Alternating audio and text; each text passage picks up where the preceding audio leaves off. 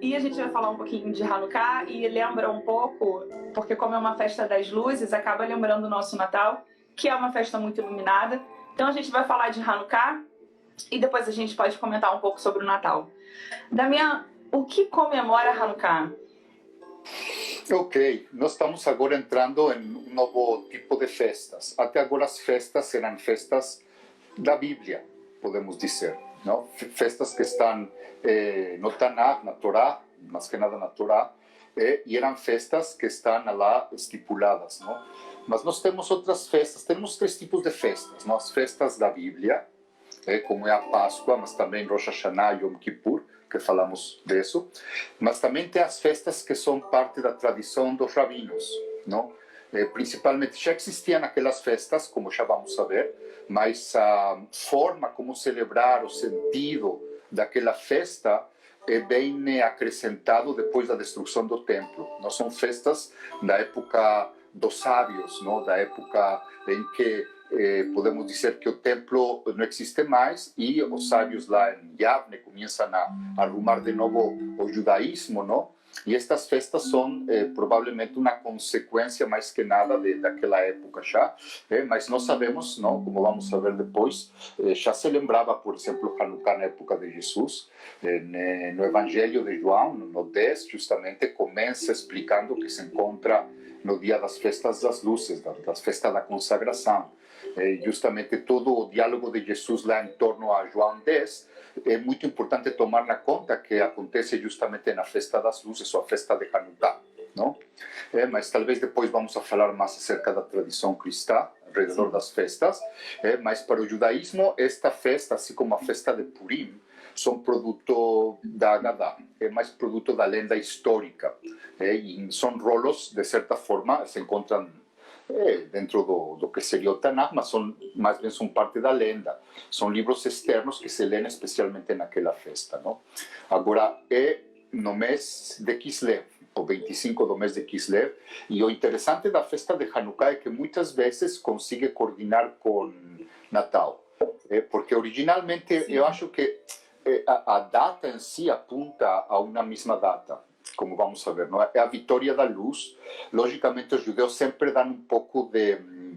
Não que não dão importância à parte natural, mas eles procuram ver aquela festa em uma dimensão teológica, mais que natural, porque a visão natural da natureza, das forças da natureza, é algo mais, digamos, pagano, politeísta. Mas ainda assim estamos falando de uma festa que estava ligada no âmbito do natural, antes de ficar ligado no âmbito do histórico, não? E basicamente nos fala de uma época específica, não? Nos fala de que naquela época, naqueles tempos, não? Vayamim Haem Bazman Hazeh, assim começa o relato de Hanukkah, não? Temos no livro do Macabeus 1, Macabeus 2, não? É uma época específica, uma época que tem que ser analisada desde o ponto de vista histórico, mas que já apunta a um momento do ano muito importante, que é o momento no qual, nesta parte do mundo, no hemisfério norte, começa a noite a ficar, a cortar. Até agora a noite vai se alongando, sim? Mas chega um momento no qual começa a diminuir, sim? E aí, de fato, quando começa a parte mais difícil do inverno também, não? Então será para finais do mês de dezembro que acontece isto que chamamos o equinócio.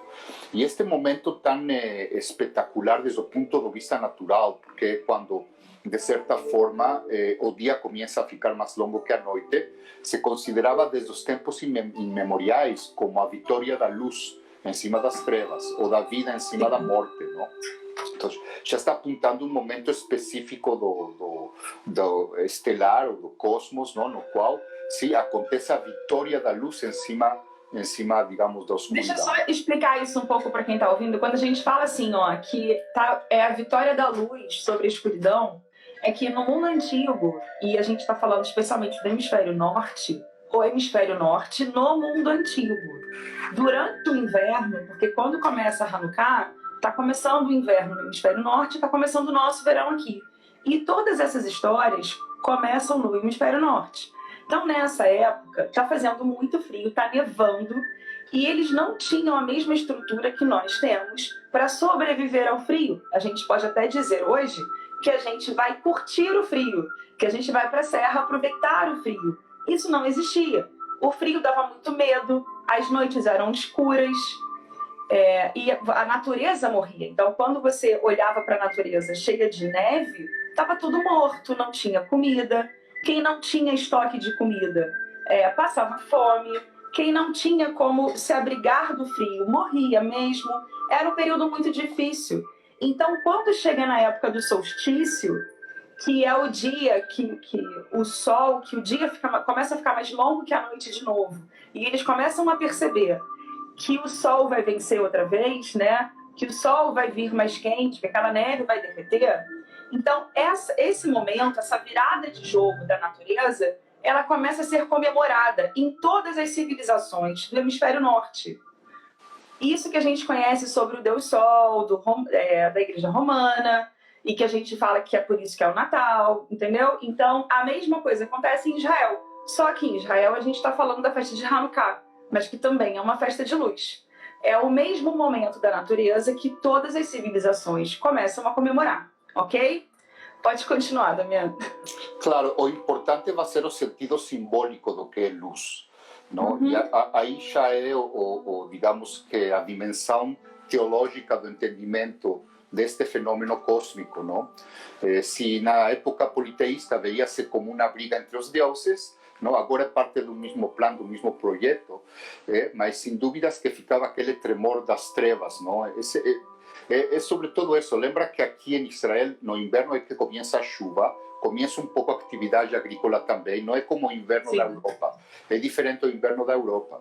Mas o que sim acontece que é muito choqueante é que de repente o dia fica bem curto, já 5 da tarde, já é noite. Então a noite começa ele a pegar do dia cada vez mais, começa a devorar o dia, não? Então a partir dos finais de dezembro é que agora lentamente, devagar, porque não é que a partir de dezembro vai mudar, ao contrário, janeiro e fevereiro são os piores meses do ano desde o ponto de vista do clima. Não? Mas está começando aquele processo, não é uma espécie de para dar esperança, não?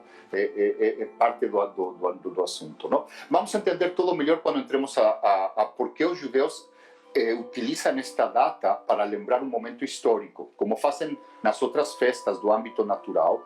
Também a festa de Hanukkah tem que ver com parte da labor do agricultor, do camponês, do trabalho do campo, da labor agrícola. E tem que ver, sobretudo, que se tem que quando se pega azeitona. A azeitona vai ser prensada, mas se começa aproximadamente em outubro, novembro, se começa a pegar o fruto, dependendo da zona e de como você quer a azeitona, mas já até dezembro você já terminou de pegar a azeitona. E aí começa naquele mês, que é o mês no qual se vai prensar a azeitona e se vai fazer o azeite. E logicamente que originalmente nas primeiras festas agrícolas, miles de anos atrás, quando se prensava o azeite era um dia de festa, porque a quantidade do azeite respaldava também a capacidade de enfrentar aqueles dias oscuros, as trevas, porque a luz era feita com o azeite, tá? Então é importante entender que o azeite na antiguidade, o papel fundamental do azeite é iluminar, não? E aquela luz do azeite é uma luz que é dada para todos por igual, não? Então aquela luz é uma luz divina, aquela luz que chega do azeite, e daí que depois o azeite fica um objeto sagrado. A unção se faz com azeite, se cura com azeite. Azeite está presente na maior parte das religiões do mundo como um objeto sacro, não? E isto é porque a luz vem de lá, não? Então já vemos que desde o âmbito natural a festa de Hanukkah já está nos dirigindo a um momento específico cósmico. Também nos leva a um momento específico na agricultura. Sim? Agora falta entender como foi adaptado o momento histórico a isto e como, de certa forma, neste momento, não só vamos a poder falar da vitória da luz, sino que muito do cristianismo, muito da vitória do cristianismo, da capacidade do cristianismo de poder chegar ao mundo, graças justamente ao que aconteceu nessas datas, naqueles dias, naquela terra remota de Judeia, não? Naquela revolta dos irmãos macabeus, não? Que eles conseguiram surpreenderam o mundo todo porque venceram aos exércitos mais poderosos, não, graças à fé que eles tinham, não, que a sua vez mudou na primeira guerra religiosa, na primeira guerra santa da história, onde a religião vai no frente na briga, não? Mas para entender tudo isso temos que ir uns anos atrás, temos que voltar a um personagem essencial para poder entender tanto o judaísmo como o cristianismo, e esse personagem é Alexandre Magno.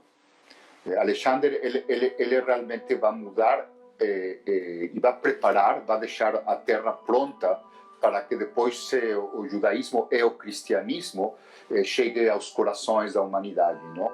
Mas ele, sem saber, faz este papel na história, não? Alexandre, como nós sabemos, a idade bem temprana, ele é discípulo de Aristóteles, não? Ele é príncipe, não, de Macedônia, não, do pai dele Filipe e todo, e ele vai chegar a ser um dos grandes conquistadores da história.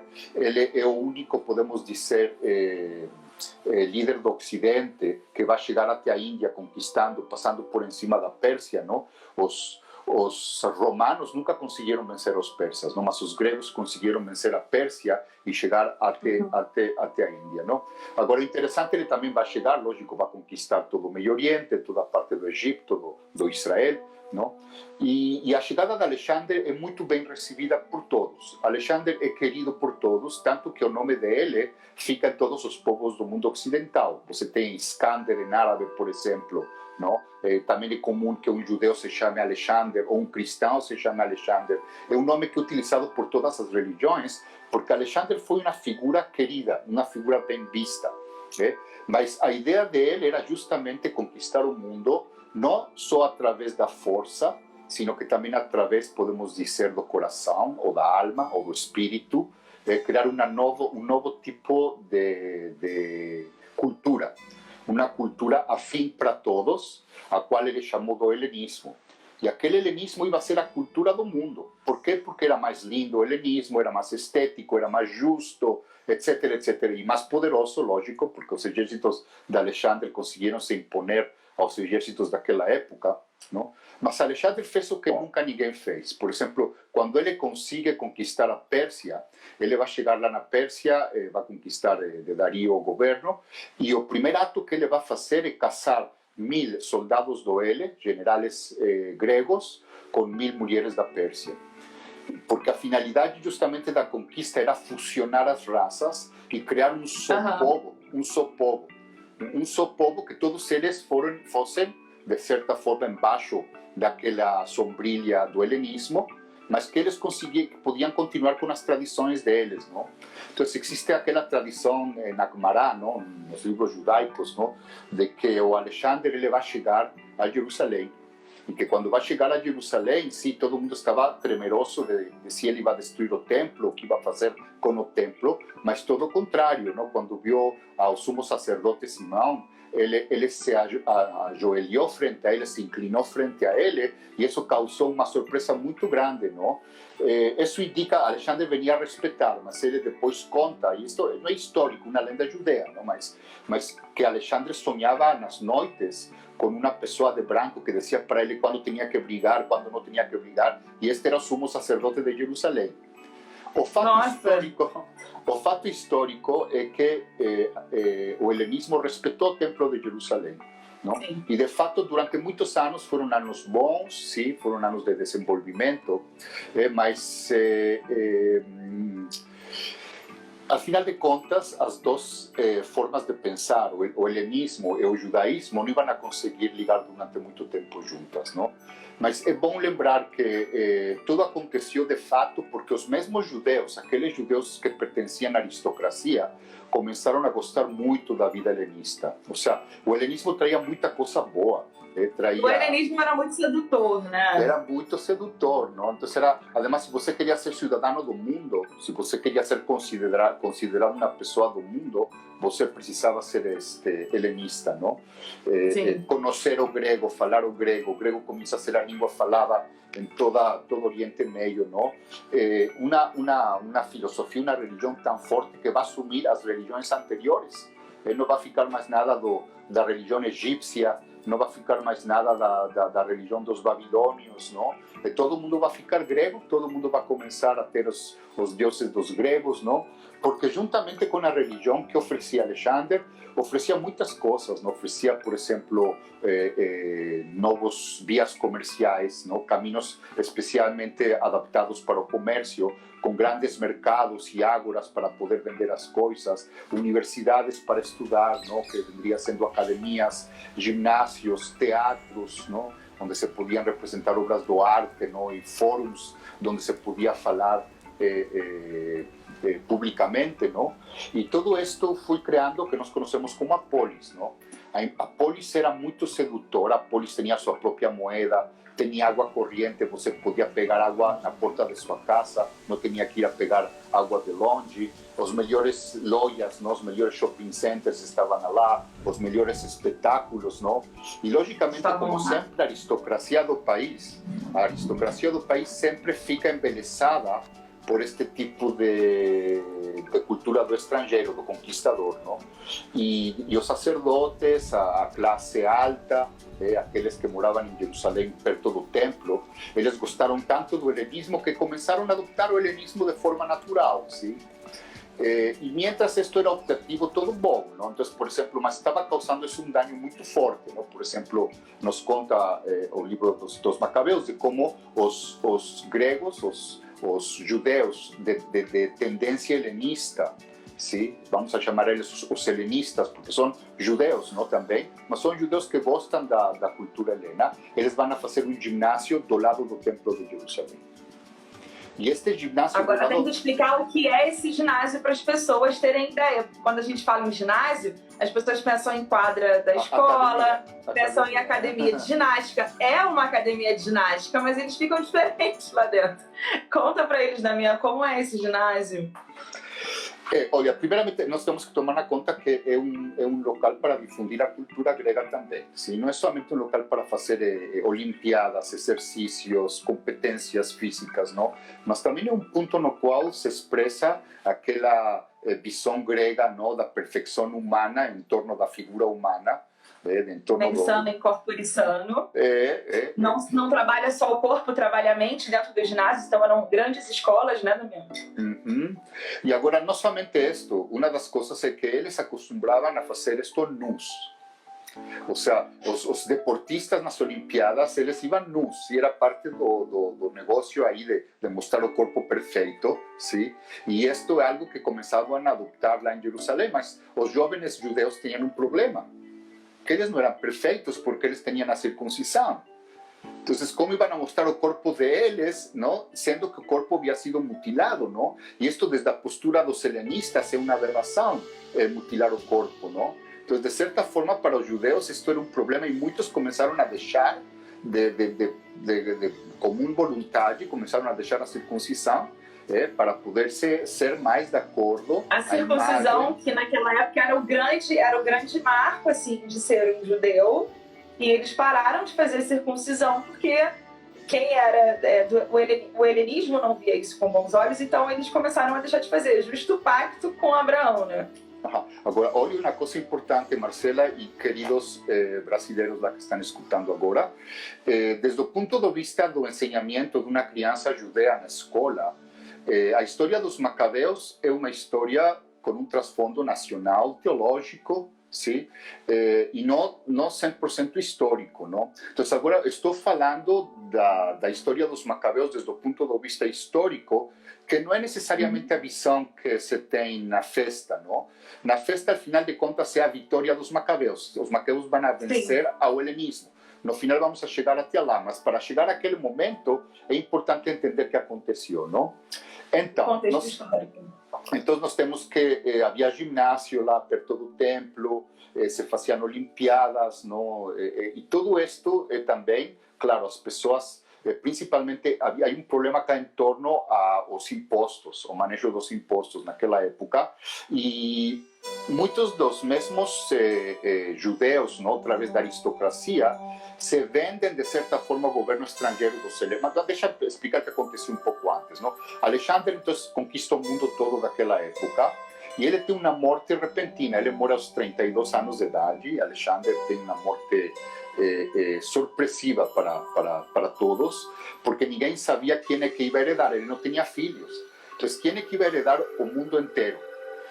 E aí todo mundo estava perto da cama de Alexandre antes dele morrer. Os generais dele estavam ao redor dele esperando quem ia ser aquele que ia suceder a Alexandre como o rei, não? Como governante do Império Helenista que estava construindo Alexandre, não?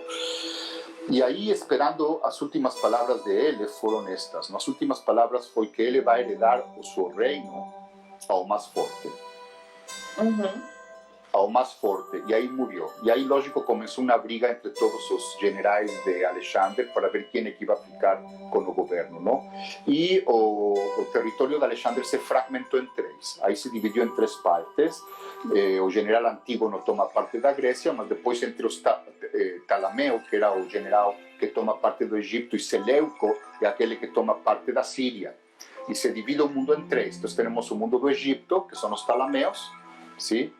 Depois temos o mundo Seleucida, que seria na Síria, e os gregos na Grécia, não? E estas três forças começam a brigar durante 200 anos. São 200 anos de guerras entre eles, não? Israel novamente se encontra na fronteira entre os Talameus e os Seleucos. A vezes que pegam os Talameus, a vezes que pegam os Seleucos. E cada vez que Israel é conquistado por um novo governo, aquele governo quer pegar ganância o mais possível que ele pode pegar da conquista. E aí é que chegamos na época de Antíocos Epifanes, sim?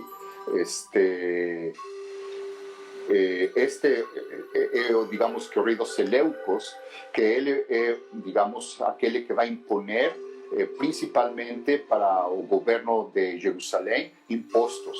Ele precisa de impostos, não? Agora, em torno disto surgem diferentes pessoas dentro de Jerusalém que dizem: eu vou dar a você melhores impostos que outros, não? E isso faz que Antíoco vai suceder a Jasón. Jasón é o sumo sacerdote. Se aí por aí do ano 171, por aí, é que vão pegar a Jasón e vão colocar a Menelau. E Menelau é um judeu do lado total dos Seleucos, não? Então, Menelau, não só isso, ele quer acelerar o processo de helenização do Israel.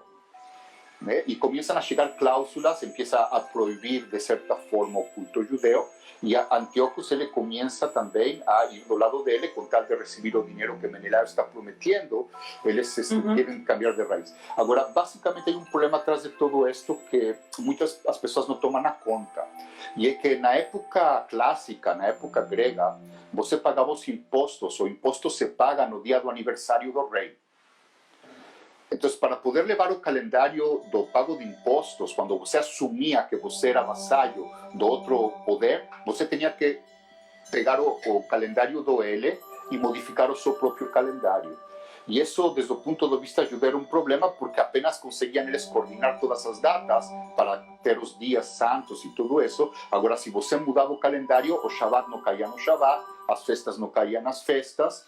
E nessa mesma época que começa a adoptar-se o calendário grego e a costumbre grega, muitos começam a fugir de Jerusalém, vão para o deserto.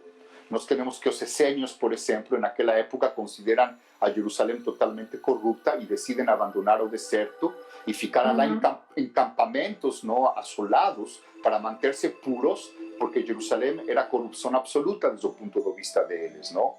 E aí vão a surgir diferentes posturas políticas, mas a postura do Menelau era uma postura total de entrega para o governo helenista, e quando vem justamente estes judeus helenizados na aldeia de Modin, que é a uns quilômetros do aeroporto de Jerusalém, é uma aldeia no campo, chegam lá uma família de estirpe sacerdotal, mas que mora no campo, que são do campo, são camponeses, não? E aí ele exige o pago de tributos e também que se deixe de celebrar certas tradições judeas, especificamente querem obrigar a eles a comer porco. Querem que comecem a fazer sacrifícios de porco, e Matatias ou Hashmoneu, ele que é podemos dizer, o vovô, o papai, não? Ele que vai levar, digamos, a seus filhos para fazer a revolta, ele decide que não, y mata a aquel judeo y manda a matar a todos los griegos que venían con él. E aí começa a rebelião. Ele e seus filhos, seus 5 filhos, Judá, Simão, etc., eles têm que fugir, eles vão para o mato a fazer guerra de guerrilhas, não?